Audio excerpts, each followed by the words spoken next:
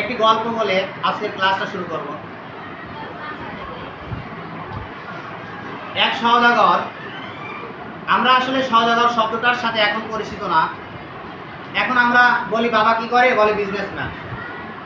মানে এখন যারা ব্যবসায়ী, অনেক বছর আগে তাদেরকেই সওদাগর বলা হতো। তারা দেশ বিদেশে বিভিন্ন জায়গায় ঘুরে ঘুরে বিভিন্ন ধরনের ব্যবসা করত। তো একটা সওদাগর, সে ব্যবসার জন্য বিদেশে যাবে, বাইরে যাবে। তো বাড়ির সবাইকে ডেকে ডেকে বলতেছে যে কার জন্য কি আনবে। তার বৃদ্ধ বাবা মা আছে, তাদেরকে জিজ্ঞাসা করেছে তোমার জন্য কি আনবো, তুমি চীন দেশে যাচ্ছি। তার স্ত্রীকে বলছে, ছেলে মেয়েদের সবাইকে ডেকে ডেকে বলছে আলাদা আলাদা ভাবে তোমার জন্য কি আনবো। তো তার বাসায় একটি পোষা তোতা পাখি ছিল, সুন্দর কথা বলতো। অনেক দিন ধরে সেই পোষা তোতা পাখিটা রাখে। তো সে তোতা পাখিকে কি বললো যে তোতা পাখি সবাই তো অনেক বড় লিস্ট দিয়ে দিছে, অনেক কেনাকাটা, অনেক পছন্দের জিনিস তাদের আনতে হবে, তো তুমি বলো তো তোমার জন্য কি আনবো। তখন তোতা পাখি বলল যে সওদাগর, তুমি আমার জন্য কিছু আনার তোমার দরকার নেই, তবে ওই চীন দেশে যদি আমার কোনো সহজাত ভাই পাও, মানে আরো তোতা পাখি দেখো, তাহলে আমি যে তোমার বাসায় আসছি এটা তাদেরকে বলে, আমার অবস্থা খুলে বলে তাদেরকে আমার সালাম দেবে। তখন সওদাগর বলো ঠিক আছে, এটা তো কোনো ব্যাপার না, কাজটা পাখি দেখলে আমি বলতেই পারবো। তোতা পাখি তো সবাই কথা শোনে এবং কথা বলতেও পারে। তখন সে চীন দেশে চলে যায়। তার ব্যবসা বাণিজ্য শেষ করতে অনেকদিন সময় লাগে। তারপর সে লিস্ট অনুযায়ী পরিবারের সবার জন্য পছন্দের জিনিস কেনে। এবার চলে আসবে বাংলাদেশে। হঠাৎ তার তোতা পাখির কথা মনে হয় যে তোতা পাখি তো বলছিল, কিন্তু এখনও তো আমি ওরকম পরিবেশ পাইনি। তো একদিন সে যে হোটেলে ছিল, বাইরে বের হয়ে এরকম গাছগাছালি আছে, বিভিন্ন সুন্দর একটা বাগান, সেই বাগানের কাছ দিয়ে যাচ্ছিল। হঠাৎ দেখে এক ঝাঁক তোতা পাখি উড়ে যাচ্ছে।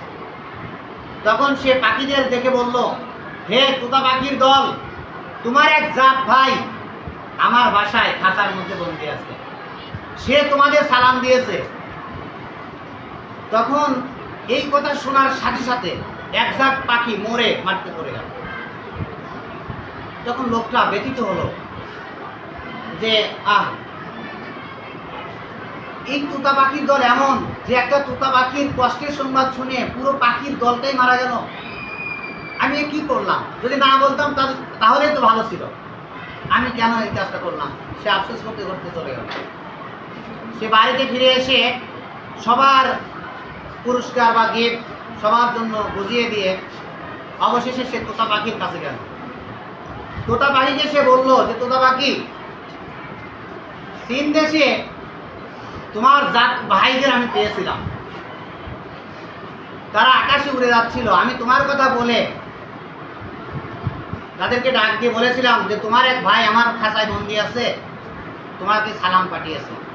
এই কথা শোনার সাথে সাথে পাখিগুলো মরে মাটিতে পড়ে গেল। এই কথা শোনার সাথে সাথে খাঁচার পাখিটাও মরে খাঁচায় পড়ে গেল। তখন লোকটা বলল যে কাণ্ডটা কি, এরকম কেন? এরা একজন আর একজনের জন্য মানুষ হয়ে আমরা কিছুই করতে পারি না, আর একজনের কষ্টের কথা শুনে একসাথে পাখি মারা গেল। আবার সেই পাখিদের মরার কথা শুনে আমার এতদিনের পোষা এত সুন্দর পাখিটা মারা গেল। সত্যি ওরা বড় বড় হৃদয়ের অধিকারী। এই বলে সে খাঁচাটা খুলে পাখিটাকে হাতে নিয়ে সে অনেক দিনের তার পোষা পাখি, সে আফসোস করতে করতে বেলকুনির দিকে গিয়ে পাখিটাকে ফেলে দিবে এরকম যাচ্ছে। হঠাৎ করে ফুরুত করে পাখিটা উড়ে গিয়ে তার দেয়ালের উপরে গিয়ে পড়ে। তখন বলছে পাখি, এর কি হলো? তোতা, এটা তুমি কি করলা? সে বললো যে সওদাগর, আমার খবর শুনে আমার ভাইরা যে মরে পড়ে গেছে, আসলে তারা মরে নাই, তারা মরার আগে মরার অভিনয় করে আমাকে একটা মেসেজ দিয়েছে। সেই মেসেজটা কি? যে মরার আগে যদি মরতে পারিস তাহলে সত্যিকারের বাঁচতে পারবি। আর আমিও শোনার সাথে সাথে সেই মরার ভান করেছি, আর আপনি তখনই খাঁচা থেকে আমাকে বের করে দিয়েছেন।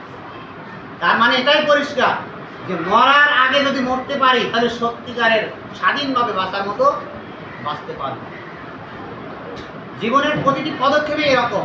তোমরা যদি তোমাদের নিজ নিজ জীবনে যদি তোমার একটা গোল সেটিং করো যে আমি এই হতে চাই, এবং তুমি যদি সেই স্বপ্ন পূরণের জন্য তুমি যদি তোমার সুখ, স্বাচ্ছন্দ্য, আনন্দ, খুশি বিসর্জন দিয়ে তার পিছনে লেগে থাকো, পরিশ্রম করে পড়াশোনা করো, ইনশাআল্লাহ একদিন তুমি বড় হবেই হবে এবং তোমার সেই স্বপ্ন পূরণ হবেই হবে।